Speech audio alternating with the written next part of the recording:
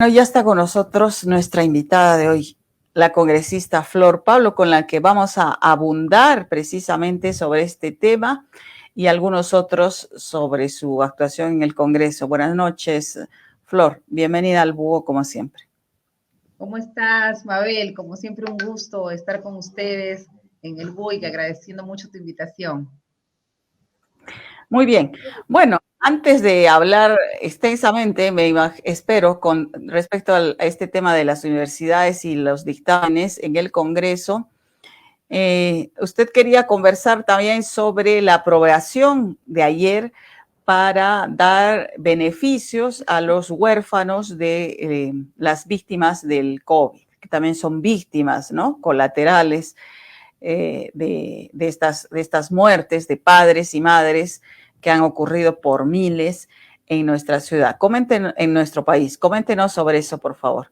Sí, Mabel, vamos a comenzar con noticias, con buenas noticias, ¿no? Ayer hemos aprobado en el Congreso un proyecto de ley en beneficio de todos los niños, niñas y adolescentes huérfanos, que tiene varios componentes. Uno de ellos es un bono que ya existe en este momento, pero este bono solamente se da a los que son víctimas de padres que han fallecido por COVID o niños huérfanos producto de feminicidios. Pero ahora con esta ley el bono se extiende a todos los niños huérfanos. Por ejemplo, hay casos pues donde los papás o las mamás o ambos han fallecido no necesariamente por el COVID, sino por otras enfermedades, por la deficiencia de nuestro sistema de salud. Entonces, este proyecto de ley abarca a todos los huérfanos, pero no solo es el bono, crea un registro. RENIEC se va a hacer cargo del registro para saber cuántos y dónde están nuestros niños, nuestras niñas, adolescentes huérfanos en el país. Se habla de cerca de 100,000, 80,000 están en pobreza y extrema pobreza, y a ellos va a llegarles el bono, pero ¿cuál es la idea aquí? Que el Estado se hace cargo, crea un registro y crea un sistema de protección a cargo del Ministerio de la Mujer y de otros ministerios. Por ejemplo, el Ministerio de Educación tendrá la responsabilidad de asegurar que culminen la educación básica. Y no queda esta ayuda solo hasta cuando son menores. Lo que se ha pensado en esta ley es que, por ejemplo, si ya cumplen la mayoría de edad y están estudiando en un instituto, en una universidad, la ayuda económica llega hasta los 25 años. ¿Para qué? Para que puedan terminar su educación superior, porque la idea es que logren sus proyectos de vida, ¿no? Y en el caso de los niños, las niñas y los adolescentes con enfermedades crónicas o que tienen una discapacidad, la ayuda económica es permanente, en toda su vida, ¿no? Entonces, es una ley muy importante, ha sido una ley presentada por el Poder Ejecutivo en la dimensión económica, y en la parte que corresponde al Congreso, desde la Comisión de Protección a la Infancia, 4 congresistas, más la presidenta de la Comisión de la Mujer, han sido en realidad 3 proyectos de ley que se han acumulado y han dado origen a lo que va a ser. Además, el día lunes se firma en la ciudad de San Martín, en Lama, se va a firmar este proyecto de ley, la presidenta del Congreso va a hacer la firma, y vamos a tener en el país un sistema de protección, con seguimiento, con bono, con registro, con ayuda. Y creo la frase que resume todo es que estos niños, estas niñas, estos adolescentes huérfanos no van a estar solos. El Estado va a estar presente, y también, por supuesto, la sociedad civil con el seguimiento, porque tenemos que asegurar que esa ayuda, esos 200 soles mensuales para cada niño, si en una familia hay 2, 3 hermanitos, para cada uno va a llegar ese dinero que no es mucho, pero puede ser una ayuda para que terminen de estudiar, para que tengan las condiciones para lograr sus proyectos y que se usen eso. Y eso también va a ser una supervisión, una vigilancia que voy a mantener a lo largo de mi gestión parlamentaria, ¿no? Creo que todos hemos perdido familiares, Y una amigos. pregunta, ¿huérfanos de padre o de madre o de ambos? ¿O De hay ahí una padre, distinción? sí, de padre o de madre o de ambos, o también hemos encontrado, Mabel, en nuestro trabajo de campo haciendo esta ley, que habían niños que ya no tenían papá ni mamá en este tiempo, y en la pandemia, por ejemplo, murió el abuelito que los cuidaba, o el tío. Entonces han quedado huérfanos por segunda vez, entonces huérfanos de sus tutores, de sus cuidadores. Entonces a ellos también están considerados, ¿no? Aquellos que no tienen papá y mamá, y que los cuidaba el abuelito, y que ahora tampoco el abuelito está, y ahora están a cargo de un tío, de un primo. Para ellos también es esta ayuda, este sistema que se ha creado a partir de la ley. Ujú. Entonces, tienen, digamos, el Ministerio de Educación se asegura de que vayan a terminar sus estudios básicos e incluso los Salud, y la superiores. salud. La salud, ¿cómo es con la salud? ¿Gozan de qué? Gozan una es que van a entrar todos, porque eso ya existe, al sistema integral de salud y va a haber un seguimiento, pero una cosa más en educación.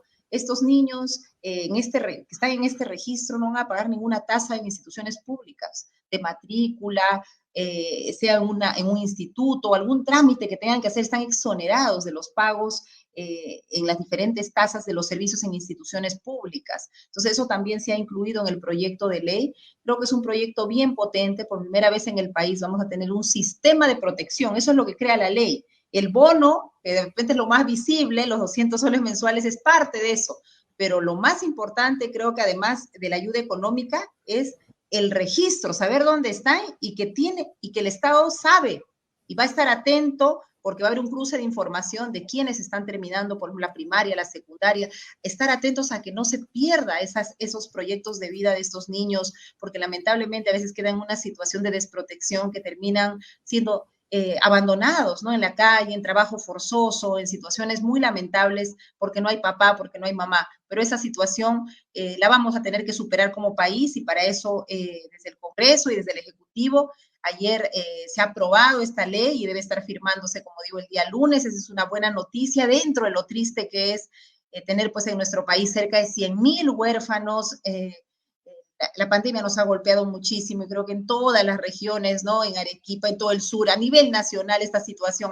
En la mañana hablaba con tus colegas de Loreto y me decían, pues ellos en la primera hora fueron tan golpeados y tienen también un número importante de huérfanos, así que creo Huérfanos. que Ujú. a todo el país beneficia a nuestros niños de todas las regiones. Solo para culminar este tema, ¿cómo nos aseguramos desde la sociedad civil también y desde el Congreso que esta ley tan positiva, en verdad, no termine como letra muerta, ¿no? Es decir, que se identifique realmente a los huérfanos, que les llegue la ayuda a los que necesitan o a los que están más alejados, que no en el camino se pueda distraer y llegar tarde, mal o nunca.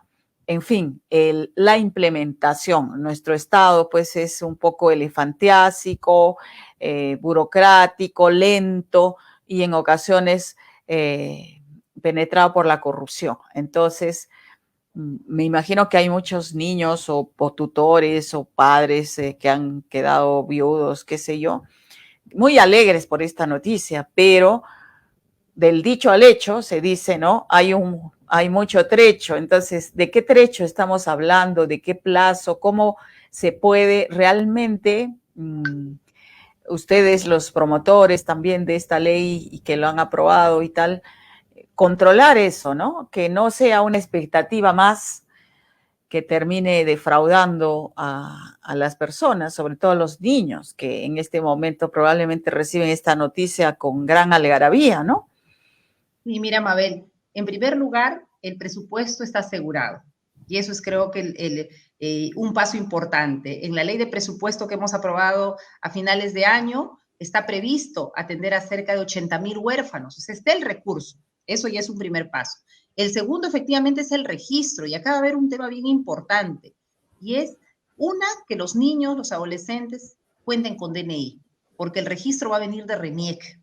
¿Ya? Entonces, cuenten con DNI, pero a la vez, quienes nos están escuchando y ahí las autoridades locales también a mover campañas, tenemos que registrar, tiene que haber registro de partida de función de los padres o de los tutores, porque ¿cómo se va a armar la base de datos? Cruzando la información de los niños versus en comparación con sus padres. ¿Y eso quién lo sabe? Lo sabe RENIEC. Y claro, hay en nuestro país ya hay una identificación de zonas de pobreza, extrema pobreza, se cruza con ello y se identifican a los niños, a las niñas, y aquí hay una responsabilidad, de hecho, compartida, ¿no? De la implementación la hace el Ejecutivo, por supuesto, con sus niveles de gobierno, y la reglamentación la van a tener que hacer en estos 30 días que siguen. Ese es el tiempo corto que hemos conversado también con el Ejecutivo, porque esto hay que sacarlo rápidamente. Pero también hay un rol de nosotros con los parlamentarios, ¿no? De todos los parlamentarios a nivel, los 130 a nivel nacional, y es fiscalizar. tenemos que estar atentos a que llegue realmente y cuando llegue también la responsabilidad de la familia, Mabel, que este recurso no se vaya en cosas que no sean el bienestar de los niños. Tiene que irse pues en su vestimenta, en sus materiales, en su educación, sobre todo en la educación. Mira, con la educación uno puede salir adelante, pero para poder estudiar bien necesitamos estar alimentados, necesitamos estar sanos y esa pequeña ayuda económica tiene que servir para eso. Y el Estado, como digo, al teniendo un registro, desde los sectores va a poder orientar mejor sus políticas en salud, en educación, en protección, que son los ejes centrales. Así es que, como digo, no se queda además solo en los 18 años. Si un niño, un adolescente cumple 18 años y está estudiando, la ayuda le llega hasta los 25. Es una aliciente, una motivación a que se hagan profesionales estos niños y estas niñas y adolescentes que han quedado en condición de orfandad. Muy bien. Bueno, y que no se permita tampoco la explotación laboral de muchos menores. En fin, es un tema bastante complejo. Muy complejísimo. Pero vamos ahora al tema educativo. ¿Qué hacemos con nuestra Comisión de Educación, congresista? Ahora bueno, hay más proyectos, creo, en camino, ¿no? El presidente de la comisión justamente también es representante pues de Arequipa. Yo lamento muchísimo, de verdad, que tengamos en Renovación Popular un partido que no cree en las reformas educativas, ¿no? Que ha caído en esta condición de populismo, de prestarse a los intereses de estas 48 universidades no licenciadas que quieren, pues, seguir funcionando. Porque como tú bien lo has señalado, segunda oportunidad, si quisiera, la tuviesen hace rato. Mira, la Universidad Gonzaga de Ica hoy día tiene su licenciamiento, se le denegó, son 3 las universidades públicas que no se le dio el licenciamiento, es la primera la que se denegó y es la primera en licenciarse, con estándares, como tú bien lo has señalado, mucho más altos que todas las otras que han hecho en la primera etapa. Entonces, toda esa oportunidad la tienen estas 48 universidades, pero ¿qué cosa quieren? Que se les amplíe el plazo. ¿Para qué? Para seguir haciendo matrícula, para seguir aceptando los estudiantes. ¿Con qué argumento? Diciendo que como se les ha denegado el licenciamiento, se ha perjudicado a los jóvenes. Y yo hago la pregunta, ¿quién ha perjudicado a esos jóvenes? Si no es esta universidad que durante tantos años ha lucrado y no ha hecho el esfuerzo. Eso por un lado. Y por otro, ¿cómo se perjudica a los estudiantes? ¿Dándoles todo fácil? Sin elevar la calidad de su formación, ¿de esa manera se les beneficia o se les perjudica? Pregunto yo, ¿no? Porque el argumento es hay miles de jóvenes perjudicados y hay que volverlos a esas universidades donde no aprenden nada y salen al mercado laboral realmente a no sé a qué, a nada. Es cambiar el enfoque, Mabel, ¿no? O sea, están distorsionando, pues. Dicen, los jóvenes necesitan, sí, los jóvenes necesitan, pero una educación seria. Uno no entra, acá muchos seguro venimos de universidades, ¿no? Yo vengo de una universidad pública como San Marcos y uno no va pues a sacar un cartón, uno va a exigirse.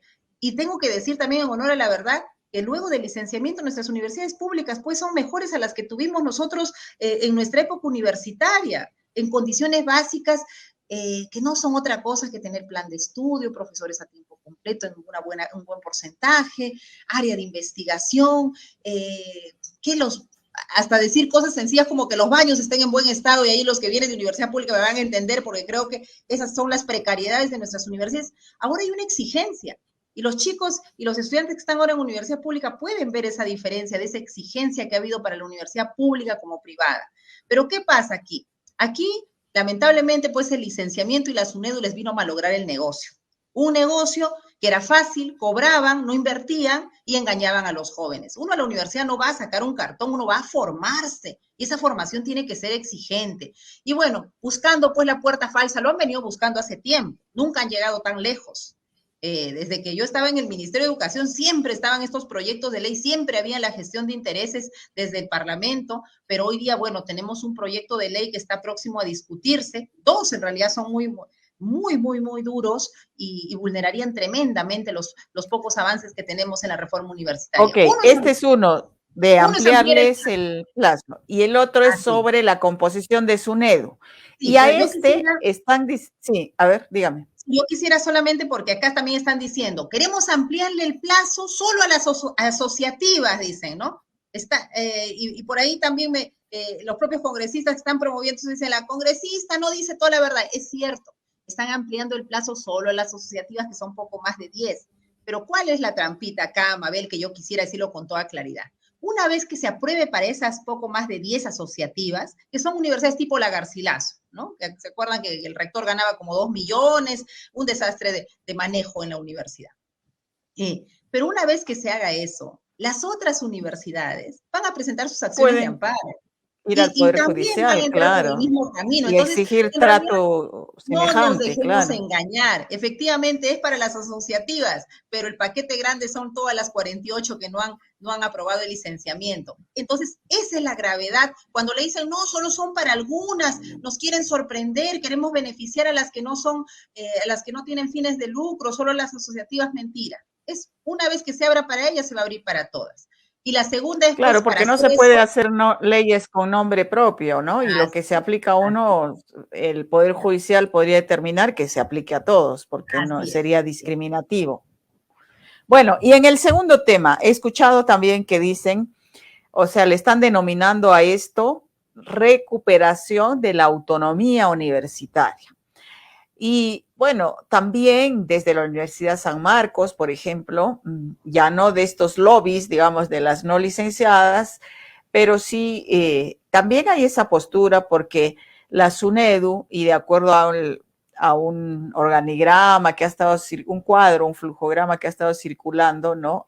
¿Quién nombra al presidente de SUNEDU? El Ministerio de Educación. ¿Quién más?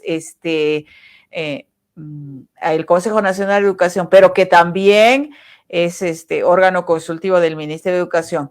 Y así en general parecería que todos los miembros de SUNEDU son designados indirectamente o directamente por el Ministerio de Educación, con lo cual señalan las universidades pues están dependiendo del Ministerio de Educación y que podría tener un manejo político y que antes no lo hacía, no dependía para nada la Asamblea Nacional de Rectores del Ministerio de Educación y tenían real autonomía. Y es como se está presentando. Ahora, para muchos de nosotros, el esquema de la Asamblea Nacional de Rectores claramente demostró no solo ineficacia, sino corrupción y desnaturalización de la autonomía universitaria, ¿no? Pero no deja de tener razón este argumento de que la SUNEDU depende pues del Ministerio de Educación y eso le resta autonomía a las universidades. ¿Qué nos diría usted? Mira, Mabel, aquí hay cosas que perfeccionar, por supuesto, pero yo quisiera explicar primero. La ley universitaria crea un sistema de gobernanza para la educación universitaria, para la educación superior universitaria. ¿Y qué hace? Pone al Ministerio de Educación como ente rector, rector de las políticas. Crea la superintendencia como supervisor de las condiciones básicas. Eso antes no había. Y deja a las universidades, es una triada, ¿no? Es una mesa de 3 patas y las universidades con el gobierno universitario. Entonces, ¿qué hace? Al existir esas 3 piezas, hay un mecanismo pues, de control y exigencia entre ellas. Ninguna está suelta para hacer uso de una autonomía de tal manera que se convierte en autocracia. Entonces, es un sistema de 3 piezas para regularse. Esa regulación hay que mejorar. Yo, por supuesto, por ejemplo, una de las leyes que yo presenté para fortalecer la SUNEDU es que todos sean por concurso, incluso el superintendente, que no lo nombre el ministro y que no lo haga el ministerio, que lo haga servir. Mira, eso lo he presentado en agosto y la Comisión de Educación lo ve y se llama justamente mi proyecto de ley Fortalecimiento de la Autonomía de la SUNEDU, porque estamos de acuerdo, hay que ir mejorando, perfeccionando el modelo, pero siempre el planteamiento es, si tú quieres que la SUNEDU, como es ahora y como es su mandato, sea autónoma, tienen que pues entrar por concurso sus integrantes. Lo que están planteando ahora es por representantes. Es decir, de la universidad pública eligen a 2, de la universidad privada eligen a 1, un representante de la Defensoría del Pueblo, un representante del Ministerio, o sea, la SUNEDU sería conformado por representantes. ¿Qué pasa cuando van representantes? Van a llevar pues intereses de sus representados y se rompe el principio de tener una SUNEDU autónoma, porque el supervisor no puede ser pues conformado por integrantes a los cuales, imagínate, miembros de las universidades. Y además, ¿qué dice la ley? que entre ellos, estos representantes van a elegir al jefe de la SUNEDU. O sea, si queremos avanzar, estamos yendo a un modelo aún peor, o sea, estamos regresando a un modelo de representantes como lo era la Asamblea Nacional de Rectores, ¿no? Los rectores estaban, claro, acá le están agregando algunos otros miembros de la Defensoría del Pueblo, del Colegio de Decanos, de profesionales en general, agregando, pero todos al final son representantes y eso no funciona. Es como, pues, mira, estamos eligiendo ahorita el Tribunal Constitucional en un concurso así exigente. Imagínate que para el Tribunal Constitucional vengan representantes de diferentes sectores. No hay forma. Un organismo para hacer bien su función hay que respetar su naturaleza. La SUNEDU, su naturaleza es que tiene que ser independiente, autónoma, y para eso sus miembros tienen que ser por concurso, no deberle a nadie el puesto, porque si yo ya voy representando a mis universidades, pues estoy obligada a llevar sus intereses. Entonces, lamentablemente, esta ley de disque fortalecimiento de la autonomía es un retroceso tremendo. Ya quisiera yo que estuviéramos discutiendo proyectos de ley como el que he planteado, otros que hay también en esa línea, pero no, pues estamos discutiendo cómo volver al pasado, no cómo avanzar hacia una mayor autonomía realmente. Ahora, yo quisiera acotar que la autonomía universitaria es una autonomía académica en el campo de investigación, pero la autonomía universitaria se desvirtuó. Nosotros en el Búho hicimos muchísimos reportajes sobre el grado de corrupción que había penetrado a las universidades públicas, ¿no? Todo amparado en la autonomía. Entonces, y no tenían quien los vigile, y la Asamblea Nacional de Rectores en realidad hacía de la vista gorda para que todos sigan tranquilos, ¿no? Y entonces eso definitivamente no funcionó, funcionó. Ahora, ¿qué cosa les molesta, por ejemplo, algunas universidades públicas? Pero no hay que decir todas, porque hay cantidad de ellas, la UNI, la Agraria, y otras veintitantas que se han pronunciado en contra de este dictamen. Pero hay otras, por ejemplo, como la propia rectora de San Marcos que está liderando esta posición. ¿Qué cosa quieren volver? A ese momento donde la universidad estaba politizada. Pues. Ahora, efectivamente, el control de SUNEDU entra a tal punto que tú tienes que invertir en investigación en todas las facultades, y no solamente en las facultades donde están tus amigos. Tienes que generar condiciones básicas para todos. Pero antes, ¿cómo era? Y sabemos los que hemos estudiado en universidad pública, dependía quién era el rector, porque también ahí entran a través de una elección y tienen su grupo, tienen su gente, y claro, tenían... Y solo elegía la asamblea, pues, y entonces era todo político, ¿no? Parcializado, y lo politizado que estaba la universidad marcaba lamentablemente también la inversión en una u otra facultad y no permitía avanzar hacia la excelencia académica. Había clientelismo. Totalmente, tú lo sabes, Mabel, también, o sea, hemos estudiado en esos contextos universitarios, ¿no? Y eso es lo que no debemos devolver. Hay que respetar la autonomía, por supuesto, universitaria en el plano académico, en el plano de la gestión. Mira, yo siempre pongo como ejemplo, y seguramente con todo lo que haya que mejorar, la rectora señala, pues, que no se puede, por ejemplo, que no puede ejecutar su presupuesto porque le falta autonomía. Si yo comparo la Universidad San Agustín, ¿no? Y comparo San Marcos, su ejecución presupuestal, una está por encima del 90% y la otra no llega ni al 50%. O sea, son las mismas reglas. Entonces, ¿qué pasa? ¿No? Entonces, no me pueden decir que una tiene más autonomía y la otra no. Acá hay un tema también de gestión.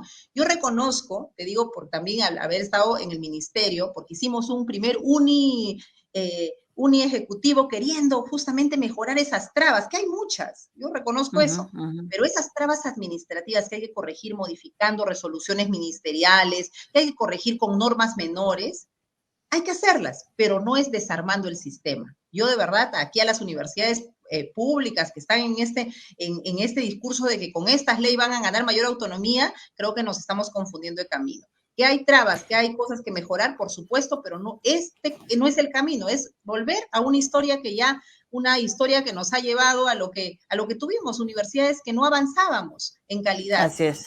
Tenemos 7 años de reforma universitaria y tenemos que seguir avanzando en esta mejora continua.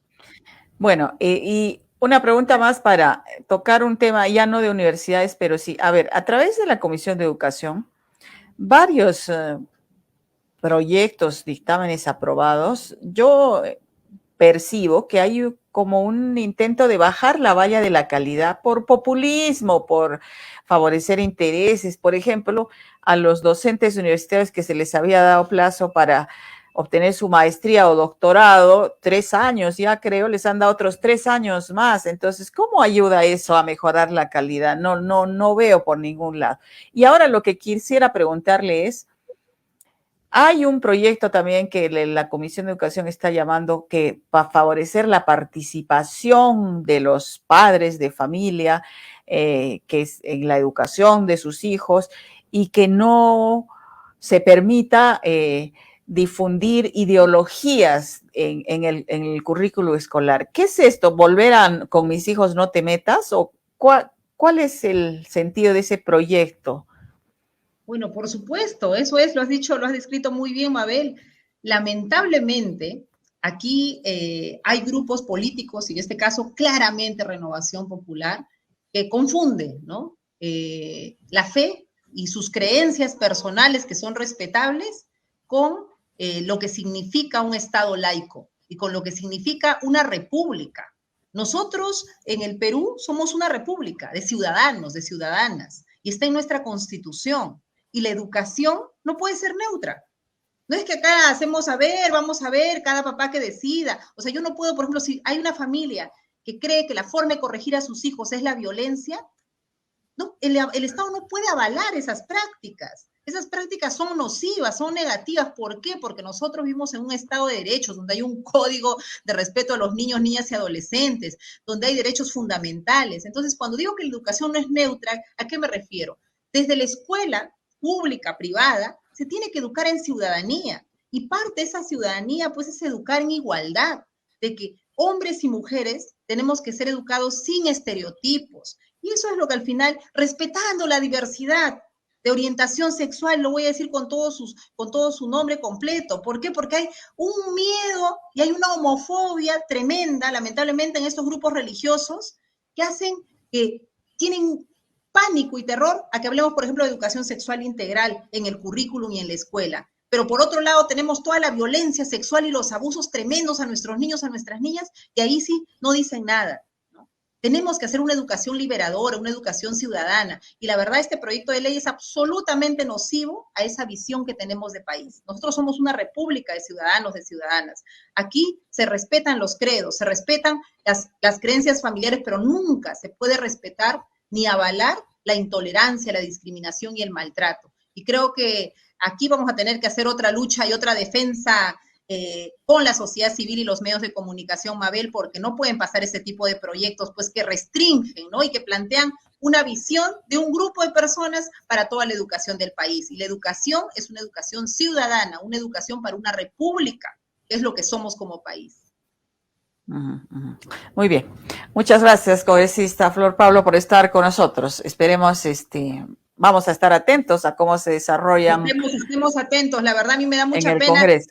que en un congreso donde tenemos tantos maestros, ¿no? Sea un congreso que realmente tiene una visión de la educación muy restringida, ¿no? La educación tiene que ser para todos, tiene que ser igualitaria, tiene que ser ciudadana, tiene que ser de calidad. No hay nada, Mabel, como la educación. Yo vengo de una provincia, yo soy de Ancash, y he crecido en un pueblo joven y toda mi educación es pública, y no hay nada más transformador en la vida de la gente que la educación. La educación nos saca del círculo de pobreza, la educación nos hace mejores profesionales, mejores ciudadanos, mejores personas, y creo que eso es algo que no podemos dejar de apostar y de luchar por esas convicciones. Muchas gracias. Le agradezco. Buenas noches.